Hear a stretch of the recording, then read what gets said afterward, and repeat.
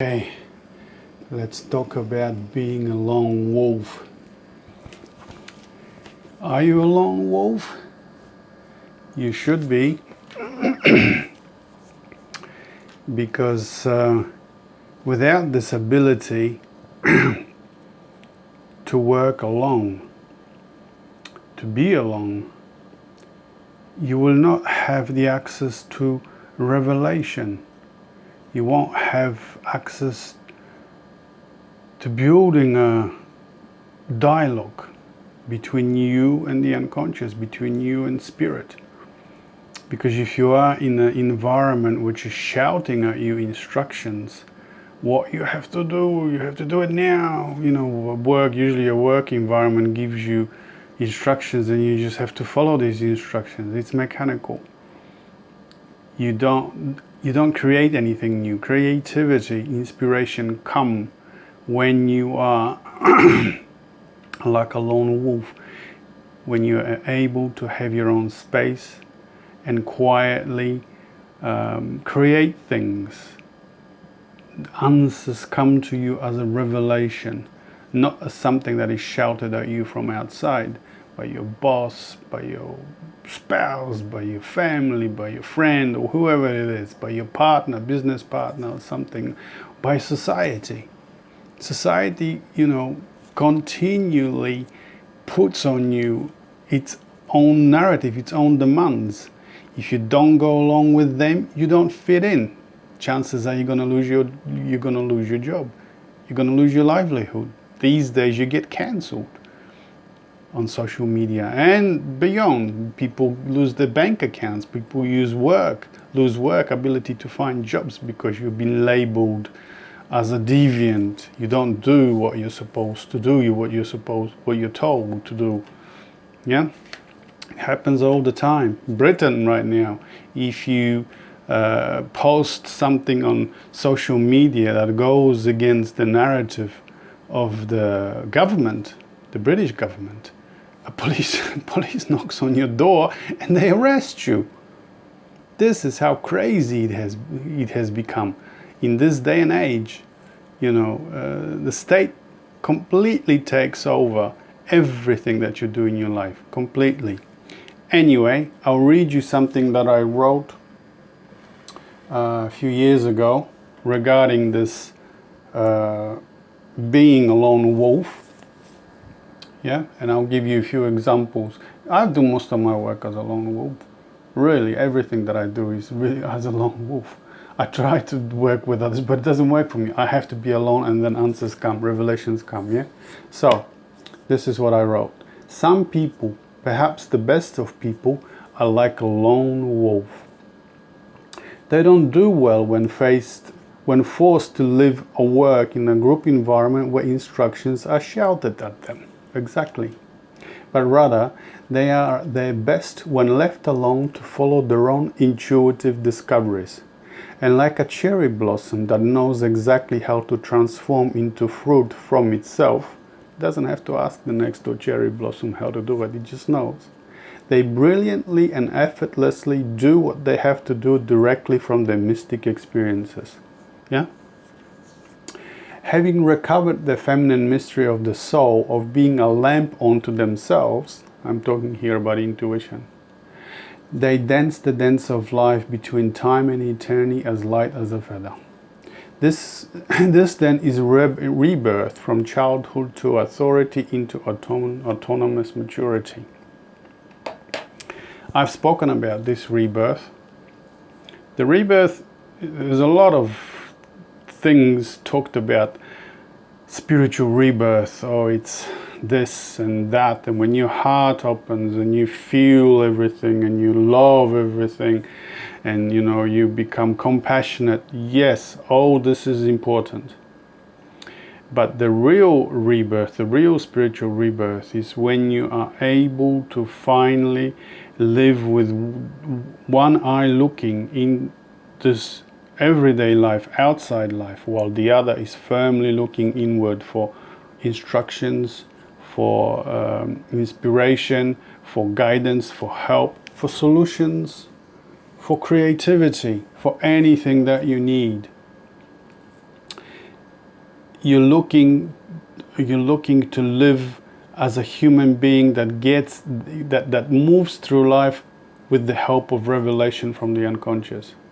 That's rebirth. Yeah? We were not able to have this maturity before because in our Western culture, the church wanted to have monopoly on revelation. They didn't want anyone to have access to the divine. It was only the church that was allowed. And anyone who even smacked of this ability to have their own revelation, to their own contact, friendship, relationship with the sacred, was destroyed. That's why we had this witch burnings for nearly 5 centuries in the past. And prior to that, pagan culture was destroyed because the church needed to put its own stamp of authority on everything. You were not allowed to do it yourself. That was blasphemy. Yeah? And people got killed. So many people got killed. Millions of people got killed in the last 2,000 years plus because of this. Yeah? Or 1500, because officially Christianity didn't form till about the 4th century. So we can talk about 1600 years. Millions upon millions of people destroyed because they had their own more intuitive, mystic way. Paganism, they were talented people, like the shamans, like the mystics, like the poets, artists. That's why they killed Jesus, because he was teaching in his public work. He was talking about in parables that people couldn't really understand. It was just everyday parables, because he had to hide what he was teaching. In his private teaching, the people that were ready to hear what he was saying, he was teaching them the same thing. You're divine. You have access to this divinity. You have access to the unconscious, to the soul. Listen. Al-Hallaj was killed for the same reason. He said, I'm God, and so is everybody else. Look in that direction, into this direction, excuse me, everyday life, but look inward as well. And you'll get all the answers you need. All the inventors, true inventors, like Nikola Tesla, they were loners. They were lone wolves. They get all their instructions. He got all his instructions from within. I told you the story of him walking in the evening in the park, and he got his revelation of the solution to the electric motor that I was looking for. Just bang, he got it. He just got it like that. Something was downloaded into his mind, a poem by Goethe, and he got it. He kneeled onto the ground and sketched out in the sand the solution to the electric motor, that it needs to rotate, that it's round. And he got it in that instant. Same Einstein, lone wolf. Told you the story before. He got his answers again as a revelation. Sit there on his chair, on his favorite chair. He held a bowl in his hand. That's just one story. And in between that space, between dreaming and everyday life, between unconscious and conscious, the answers would come. He would fall asleep, but he wasn't asleep. He was in that threshold, and he would hear the answers, or he would see the answers in his mind's eye. The ball would drop, so he wouldn't completely fall asleep and forget. And that's how he got his solutions. Yeah. So being a lone wolf is the prerogative of an artist or a writer or a poet. I couldn't do anything in a group of people. It's just too much chatter, too many instructions are shouted at you, too much pressure to perform or to do in a certain way. You got instructions, you got rules. This is how you do it. Dang, dang, dang, dang, dang. I tried groups before, writing groups and so on, but I'd never make any kind of headway inside the group while I was in the group. I had to, when I was at home, when I was alone, that's when writing came to me. After a while, once you learn to have your space in such a way that you ignore all the outside noise, all the noise around you, you can focus and you can recenter, and the intuition will whisper to you again, and you can be in a group and write something creative, poetry or something. Poetry is not difficult, it rhymes. Initially you just need the poetry to rhyme, and then it flows. That's intuition. And then something comes through. Initially, you will not make sense. It'll be garbled. The more you do it, the more it'll become understandable, if you like. Yeah, I'll read you some more stuff that I wrote recently. So this is what I posted just a few days ago, but I wrote this years ago. There will come a time when you might notice that you don't work well with others anymore. Exactly, there will come a time when you notice that you need your own space, you need your own boundary, you need your own,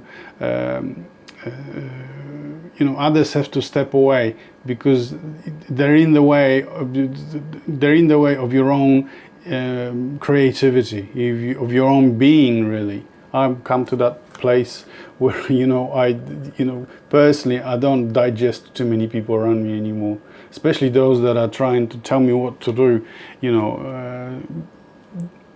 If try telling me what to do and see what happens, I'll bite your head off, because I now know that the instructions and the solutions that I'm looking for are always best served when it comes from within me. If someone tries to put their authority on me, you're not going to last very long. Put it that way. Anyway, you will feel the need to find your own creative outlet and a quiet place for its contemplation. The invisible, the feared and the ridiculed in a rational society, the feminine divine, here I'm talking about the soul, the intuition, yeah, calls you to take up the unmapped path of loneliness beyond the wall of death into the mythological labyrinth of life, where, having found its mystic center, an initiation into her mysteries will finally awake and identify you with the source of the call, the soul. A spark finding its source flame becomes finally healed, remembers that the visible and the mystery of the invisible are always one. So that's what I'm talking about. You're looking both ways. You are balanced. This is what the balanced means. And healed, by the way.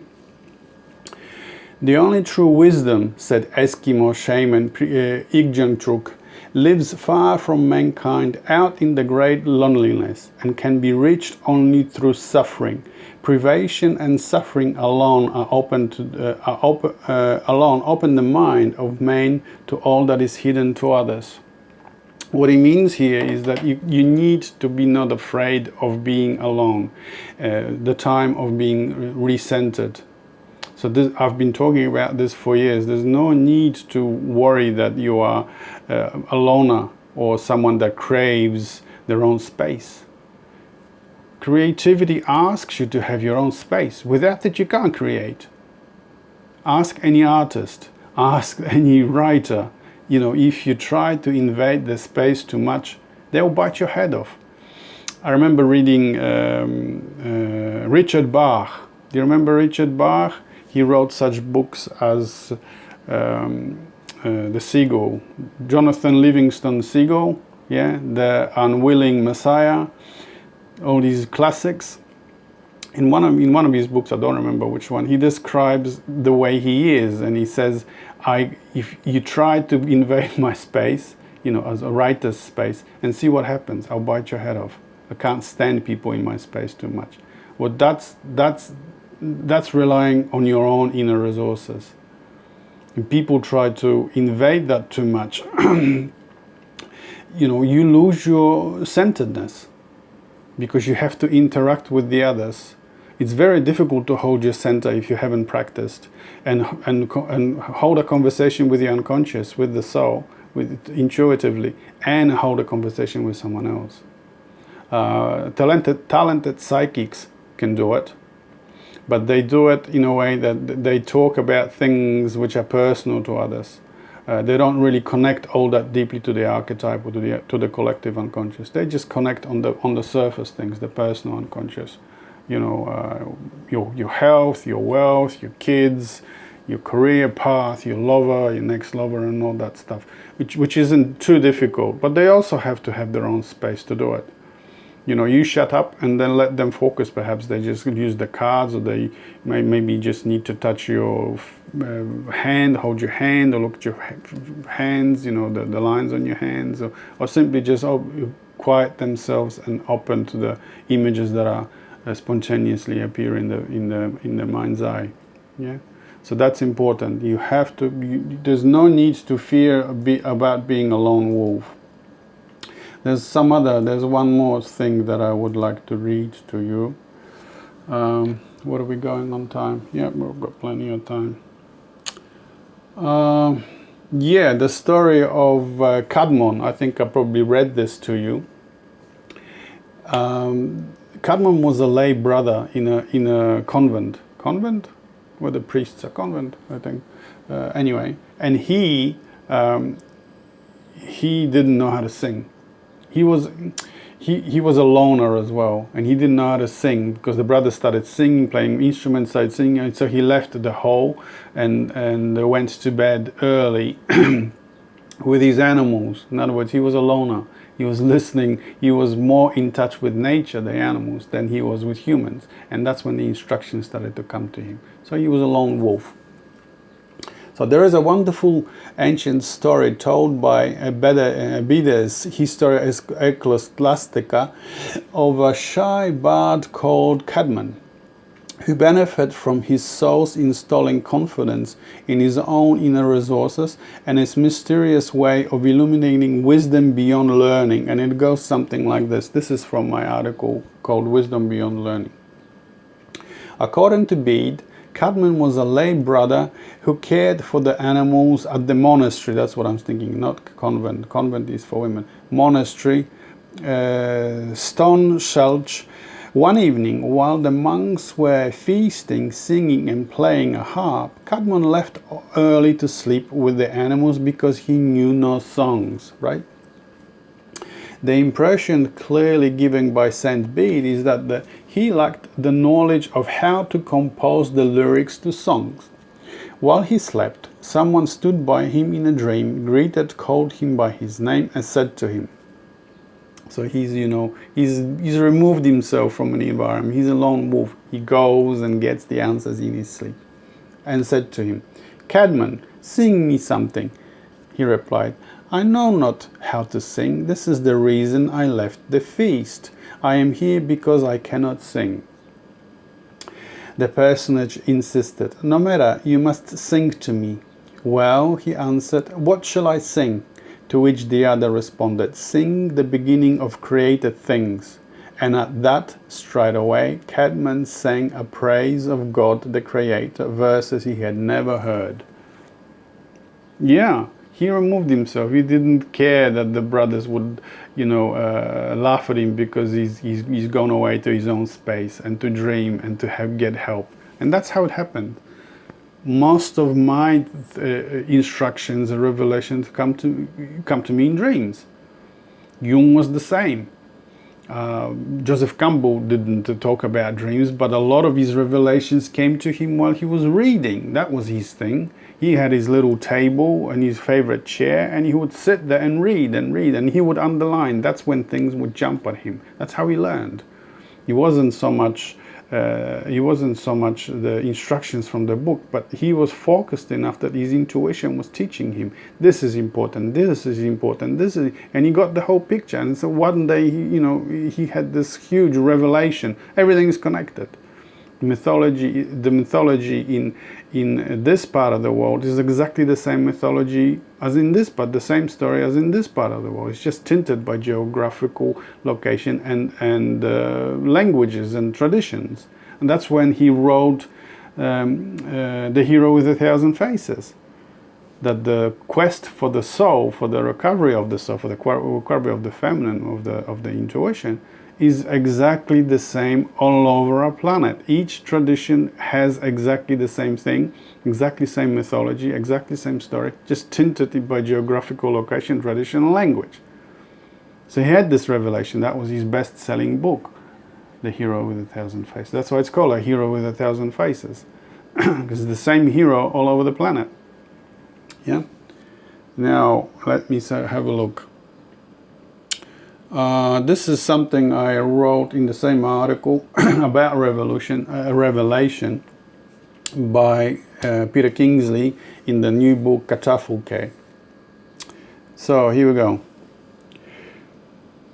But the problem with this whole grand narrative, Jung insists, is that it doesn't come anywhere near to explain the real facts. And the real facts are that all those methods and techniques for building ships are not human inventions, but are revelations. So here what he's talking about, Peter Kingsley, is that when you're creating something, even building ships, like I told you, when Nikola Tesla created the electric motor, it wasn't something that he read in a book or he Googled for, but it came to him in a revelation. And here, the building ships that he's talking about, creativity, the ability to create a new ship, is also, for someone, is also a revelation. There are rules, there are instructions how to do it, but the rest comes as a revelation. We even, I remember in Bali, while I was in Bali, speaking to someone, they make this most beautiful furniture. And I spoke to someone, how do they make it? Do they have these instructions? Is it passed on from father to the son? And so on. He says, yes, it's passed on from father to the son, but we don't have instructions, we don't have any rules. You just know how to do it, and everything just comes together. It comes as a revelation. They have certain styles, but when they actually are building the furniture, they don't have a blueprint which they follow like we do here in the West. They simply go along. They simply go and do it, and it all comes together, and it ends up being beautiful. It's intuitively a revelation to them when they are building these furniture. It's not like IKEA when you take it out from a box and you've got instructions how to put it together. They have the instruction being downloaded into the mind's eye, their intuition, and it all comes together beautifully. Yeah. So inventions, but are revelations. They are revealed truth or perceived truth which has been thought before man has thought. Before I had that thought, it had already been thought, and I merely happened to perceive it once in time. It has been here since eternity. It's always there, has always lived, and it's just happened in a certain moment to perceive it. But here he is again pointing everything back to the reality of revelation, to that timeless primordial revelation which has existed since eternity. I've spoken about this before. The trouble is, though, that this reality isn't a theoretical concept or something to understand with the mind.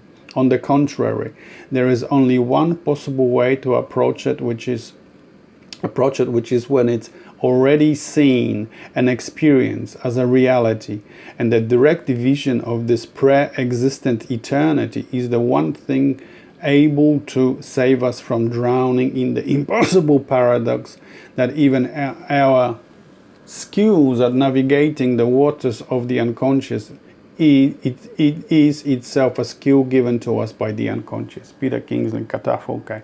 So what he's talking about, this eternity, this information that is already been there and is always there, is something that I talked about. This is sometimes they call it the Akashic records, for instance. I call it just spirit or the unconscious or the soul. That is to say, that information what you're looking for is already there. That's what all the inventors have found out, like I said, Tesla or Einstein or anyone that's actually inventing or writing poetry or writing books or doing any creative thing. When you're a lone wolf, you connect to this and you download that information, and then that's when the answers to your creative task come. That's when I was just telling you about the furniture being made in Bali. They didn't have instructions from A to Z or 1 to 10. They simply started the process. They started creating the furniture. They have the styles that they like, but every piece of furniture is different, and it all comes together beautifully in the end. It's a result that it cannot be. It's a unique result, but it all comes together, and it's beautiful in the end. Yeah. So that's what I really wanted to talk to you about today. Some people call it the archetype of the lone wolf. You can. Most shamans and mystics and true poets and artists are, you could say, a living embodiment of the archetype of the lone wolf. The lone wolf really means that, you know, that there is in the forest there's a wolf that lives by himself. He's away from the pack. Yeah. Like I said to you before, a lot of shamans lived outside the village. They didn't want to have anything to do with the drama and the politics and the traditions of the people. Because we in society we create stratification. There's the boss at the top, and then there's people underneath him, and lower, like a pyramid. Yeah. The lone wolf doesn't. A lone wolf doesn't recognize any of this. They have their own access to information, to inspiration, to help, to guidance from within. So they don't bow before authority, and that's what makes a lone wolf dangerous to society. Society hates lone wolves. They use the lone wolves to create new inventions. They need them, but they hate them because they can't control them. Ask me how I know. Yes. In the past, a lot of the lone wolves that were a lot of the teachers, most of the real teachers were all lone wolves, and they got killed. They got murdered. The witches got murdered. Shamans got, the pagans got murdered because they were more connected to nature. By nature, I mean the unconscious, the soul. Jesus got murdered. Al-Halaj got murdered. Giordano Bruno got murdered in 1600 because he was exactly the same way. He realized that there is more to the universe, that the earth is not the center of the universe. Things are moving around earth. We're just part of the universe. You know, he went against the narrative of the church, and they killed him.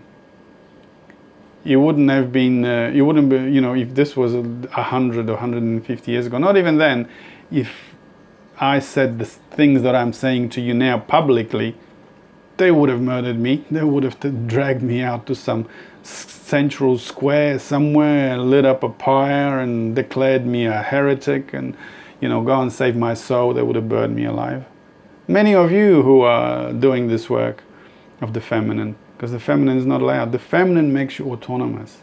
It makes you a deviant, like I said before. You don't need the society anymore, and that's what makes you dangerous. And that's what a lone wolf really is, an autonomous, independent, mature person.